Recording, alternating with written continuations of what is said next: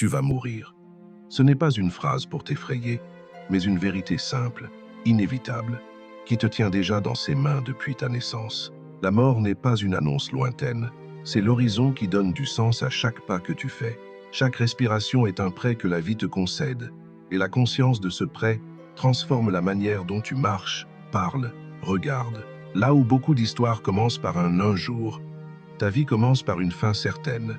Cela change tout si tu l'acceptes. Pense un instant à la façon dont la plupart d'entre nous vivent. Nous organisons nos journées comme si nous avions un calendrier infini. Nous remettons à demain les conversations importantes, les aveux, les voyages, les petits gestes d'amour. Nous accumulons des choses, des statuts, des affirmations, comme si remplir notre espace extérieur pouvait remplir le vide intérieur. Et puis, lorsque la mort frappe parfois douce, parfois violente, nous comprenons, souvent trop tard, que l'essentiel n'était pas ce que nous pensions. La reconnaissance survient après la perte. Le regret est la preuve la plus amère de notre mauvaise gestion du temps. La sagesse ancienne, et particulièrement le stoïcisme, n'invite pas à la morbidité. Il invite à une clarté d'esprit. Le memento mori, souviens-toi que tu vas mourir, n'est pas un cri morbide. C'est une lampe qui illumine l'ombre où ton existence flotte. Quand Marc Aurèle écrivait ses pensées, il retourna sans cesse à cette idée. La conscience de la fin aiguise la vie. Ce n'est pas une contrainte, c'est une libération. Parce que lorsque tu vois la limite, tu te demandes « qu'est-ce qui compte vraiment ?» Et dans cette question surgit la possibilité d'une vie plus pure. Il y a un paradoxe profond. La mort, qui paraît enlever tout sens, est en fait ce qui donne sens. Sans fin, sans limite. L'infini serait écrasant et l'appétit de vivre se diluerait. C'est la finitude qui nous rend précieux. C'est parce que chaque instant est compté qu'il devient sacré. Et si tu acceptes cette vérité, tu commences à trier. Tu apprends à dire non à des engagements creux, à des disputes stériles, à des injonctions sociales qui volent ton temps. Tu apprends à réserver ton énergie pour ce qui dure, pour ce qui construit l'âme. Regarde les grands textes spirituels. Ils invoquent la mort non comme une tragédie, mais comme une médecine. Le Bouddha recommande la méditation sur la mort pour éveiller l'esprit. Cette pratique ne vise pas à morbidifier la vie, mais à en purifier la substance. Quand tu médites sur la finitude, tu débusques l'attachement, tu trouves la distance nécessaire pour ne pas te laisser gouverner par des désirs futiles.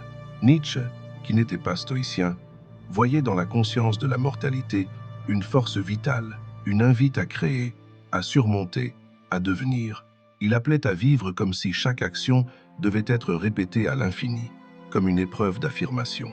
La conscience de la mort intensifie, transforme la valeur de tes choix.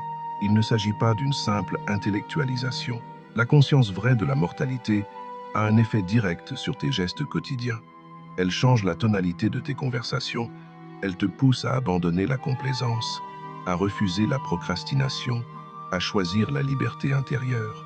Quand tu sais que le temps est limité, tu commences à parler avec une honnêteté désarmante. Tu dis les mots qui comptent, tu enlèves les masques, tu choisis la simplicité. Et la simplicité n'est pas pauvreté, elle est clarté. Mais ce n'est pas facile, évidemment. L'esprit humain, par nature, est attaché au connu. L'ego se nourrit de continuité, de projets, d'identité. Dire la vérité à propos de la mortalité, c'est comme arracher une racine. Cela fait mal. Tu perds des illusions, des sécurités.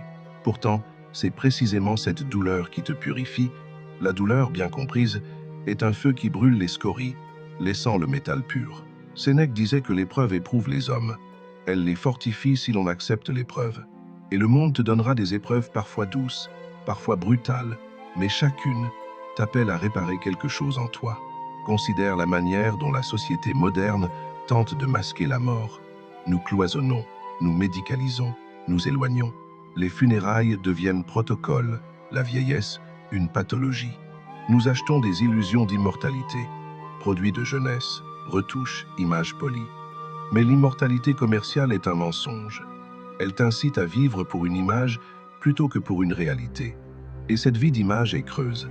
Elle dilapide la vraie richesse, la profondeur des relations, l'authenticité des actes, la qualité de l'attention. Paradoxalement, la culture de la jeunesse et de l'apparence est une fuite de la vérité qui rend la vie pauvre.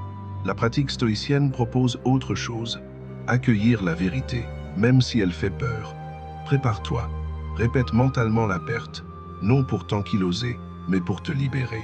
Imagine perdre ce que tu aimes et observe ta réaction. Cette technique visionner le pire pour en diminuer la terreur n'est pas pessimisme. Elle est préparation courageuse. Elle te permet d'agir maintenant à la lumière de la certitude de la fin. Et agir maintenant, c'est vivre mieux. Il y a des implications pratiques fortes à cette conscience. Premièrement, tu choisis avec soin les relations dans lesquelles investir. Les relations superficielles s'effacent, les relations profondes restent. Tu t'entoures de personnes qui te portent, qui t'obligent à être meilleur, qui te rappellent la vérité. Deuxièmement, tu redessines tes priorités professionnelles et matérielles. Tu réalises que certaines luttes de pouvoir, certains conforts matériels, ne valent pas la dépense d'une vie. Troisièmement, tu développes une pratique intérieure méditation, écriture, promenade consciente qui t'ancre dans le présent et te rend disponible. Ces actes, petits en apparence, sont les vrais investissements. Là encore, la psychologie moderne confirme ce que les sages disaient depuis longtemps. Les études montrent que la conscience de la mortalité, abordée de manière réfléchie, peut accroître la motivation à réaliser des objectifs authentiques, améliorer la qualité des relations et réduire la peur paralysante. La mort, quand elle est acceptée consciemment, devient un levier pour la vie. Elle aligne l'intention et l'action, elle donne un sens tangible, et ce sens est ce qui transforme la banale succession des jours en une œuvre. Pourtant, il existe une résistance. Beaucoup préfèrent l'illusion mitigée d'un confort illusoire que la claire ardeur d'une existence consciente. Ils s'accrochent à des certitudes, à des identités, à des rôles qui les maintiennent petits mais à l'abri. Mais ce que tu gagnes en sécurité superficielle, tu le perds en intensité. Et la vie sans intensité est finalement la plus grande pauvreté. Elle t'enlève la possibilité d'être vraiment vivant. La mort t'enseigne le contraire. Être vivant, c'est sentir pleinement, aimer pleinement, créer pleinement. Et cette intensité exige courage. Je vais te poser une question directe. Si tu savais que tu allais mourir dans un an, que changerais-tu aujourd'hui? Quelle conversation entamerais-tu? Quelle habitude abandonnerais-tu? Quelle œuvre commencerais-tu? Ces questions ne sont pas théoriques. Elles sont des outils pour creuser la vérité de ton existence. Elles révèlent ce qui appartient à la surface et ce qui appartient au fond. Et si la réponse te surprend, c'est peu. Être un signe que tu as vécu trop longtemps sur la façade. La conscience de la mort te rend humble. Elle te retire l'illusion du contrôle total. Et paradoxalement, cette perte d'illusion te rend plus libre. Tu cesses de tenter de maîtriser l'impossible et tu investis dans l'action authentique. Tu deviens le sculpteur de ton caractère, car le caractère est ce qui reste quand tout s'effondre. Les vertus stoïciennes courage, tempérance, justice, sagesse deviennent des outils de vie, pas des idées abstraites. Elles deviennent le matériau de ta façon d'agir dans l'urgence et dans la paix. Parlons du rapport à la douleur et à la perte. La mort frappe aussi à travers les séparations, les maladies, les ruptures. La pratique spirituelle et psychologique recommande de nommer la douleur, de la traverser avec présence. Ce n'est pas un effacement par la pensée positive, c'est une plongée dans la réalité, avec la certitude que le contact profond te transforme. Le deuil, quand il est vécu pleinement, t'enseigne à aimer avec plus de clarté. Le chagrin n'est pas le contraire de la joie. Il en est souvent la compagne la plus fidèle. Savoir que tu peux pleurer et aimer en même temps est l'un des plus grands dons de la sagesse. Il y a aussi une dimension sociale à cette reconnaissance de la fin. Quand tu prends la mort au sérieux, tu regardes les institutions aussi différemment. Tu remets en question les valeurs collectives qui gaspillent la vie, l'obsession du statut, la course à l'hyperproductivité, la consommation sans fin. Tu vois combien un système peut être indifférent à l'essentiel humain. Et tu choisis, souvent humblement, de te retirer de certaines dynamiques toxiques. Cela peut signifier travailler moins, créer plus, éduquer différemment tes enfants ou défendre des valeurs qui honorent la vie. La mort, en fin de compte, peut être la meilleure critique des priorités d'une époque. Ne te méprends pas. Accepter la mort ne veut pas dire vivre en permanence dans la tristesse. Au contraire, cela amplifie la joie. Quand chaque instant est précieux, la gratitude devient plus vive. Les petites choses, une tasse de café, un coucher de soleil, une main serrée, retrouvent leur poids sacré. Tu commences à célébrer l'ordinaire, et la joie qui naît d'un cœur reconnaissant est profonde, résistante, durable. Elle ne dépend pas d'un succès extérieur, Elle dépend d'une relation honnête avec le présent. Il existe aussi une liberté morale dans l'acceptation de la mort.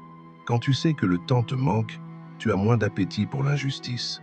Les petites tricheries, les mensonges, les jalousies te semblent vaines. Tu veux être juste, parce que l'injustice te vole du temps que tu ne retrouveras jamais. Tu veux aimer, parce que l'amour est la seule richesse qui s'accroît quand on la partage. Tu veux être vrai, parce que l'authenticité est la seule réputation qui fait sens devant la fin. Et si la mort est la meilleure nouvelle de ta vie, c'est aussi parce qu'elle t'autorise à te réconcilier. Réconcilier avec ceux que tu as blessés, avec toi-même, avec tes rêves oubliés. La conscience de la fin crée une urgence douce. Réparer ce qui peut encore l'être, dire ce qui doit être dit, demander pardon. Tout cela est possible tant que le temps te reste. Et il n'y a pas de plus belle liberté que de partir en ayant tenté, même imparfaitement, de vivre en accord. Certaines personnes craignent que cette acceptation de la mort ne les rende passifs, fatalistes. C'est l'erreur la plus élémentaire. Accepter la fatalité n'est pas capituler, c'est agir à partir d'une claire compréhension de ce qui est donné et de ce qui est possible. C'est concentrer ton énergie sur l'impact réel, pas sur les fantasmes de contrôle. C'est choisir tes batailles et donner à chaque chose la force qu'elle mérite.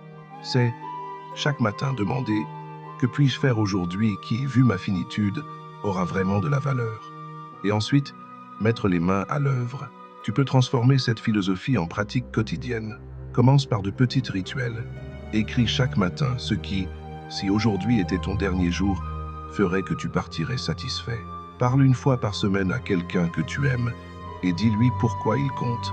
Réduis une activité vide qui te vole du temps et remplace-la par quelque chose de vivant, une promenade, une conversation, une création.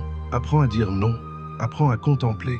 Ajoute, chaque soir, 3 choses pour lesquelles tu es profondément reconnaissant. Ces micro-pratiques, répétées, sculptent une vie digne de la conscience de la mort. Il y a aussi le travail du récit personnel. La conscience de la fin incite à condenser ta vie en une narration qui ait du sens. Parfois, on pense que le sens se trouve dans l'accumulation d'expériences, mais souvent, il vient de la qualité de la cohérence. Est-ce que la manière dont tu vis aujourd'hui s'accorde avec la direction que tu veux donner à ton existence? Sinon, change-le. Le courage de remanier ton récit, même tard, est un geste fort. La vie vraie n'est pas une somme d'événements. C'est une cohérence de sens que tu peux bâtir, pas à pas. Enfin, il y a une promesse, non une promesse de confort, mais une promesse de sens. Quand tu acceptes la réalité de la mort, tu t'ouvres à une paix profonde qui n'est pas l'absence de douleur, mais la présence d'un sens. Ta fin devient le berceau de ta liberté, la mesure qui te permet d'ordonner tes jours. Tu commences à vivre non pas comme si tu avais le temps, mais comme si chaque instant était un trésor. Et cette manière de vivre te rend plus courageux, plus vrai, plus aimant. Alors maintenant écoute, arrête un instant, respire, regarde autour de toi. Qui attends-tu de devenir? Que retiens-tu? Que refuses-tu d'abandonner? Et si la mort, au lieu d'être une menace, était la plus grande invitation? Une invitation à cesser d'hésiter, à commencer, à aimer, à pardonner, à créer. Une invitation à être tout entier dans la vie. Tu vas mourir, mais grâce à cela, tu peux aussi commencer à vivre vraiment. La vérité n'est pas une sentence, elle est une clef. Prends-la, ouvre la porte, marche. Fais de chaque instant une réponse à l'appel qui t'habite. Dans cette réponse, tu trouveras la grandeur. Dans cette réponse, tu trouveras la paix. Laisse la phrase résonner.